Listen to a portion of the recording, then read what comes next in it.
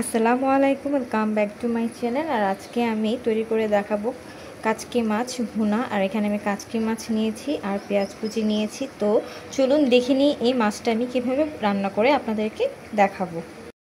আর প্রথমে একটা কড়াই নিয়েছি, আমি এটাতে মাখিয়ে চাকিয়ে বসাবো। তো পেঁয়াজটা দিয়ে নিলাম আর কাচকি মাছটাও আমি দিয়ে নিচ্ছি।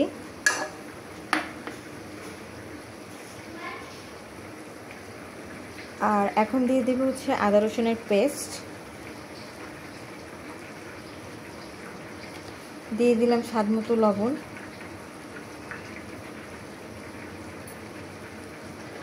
আর এখন দিয়ে দেব হচ্ছে মরিচের গুঁড়া, দিয়ে দিলাম হলুদের গুঁড়া, দিয়ে দিলাম অল্প একটু পরিমাণ সরিষার তেল।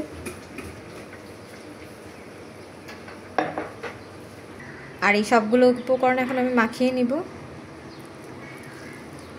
আর মশলাটার সাথে মাছটা সুন্দর করে মাখিয়ে নিয়ে এটা আমি চুলাটা জ্বালিয়ে দিব।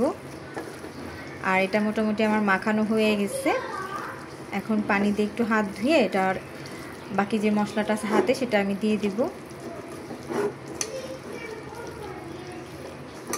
আর এখন পানি দিয়ে হাতটা ধুয়ে পরিমাণ মতো মাছে পানি দিয়ে দিলাম। আর এখন আমি চুলাটা জ্বালিয়ে দিব।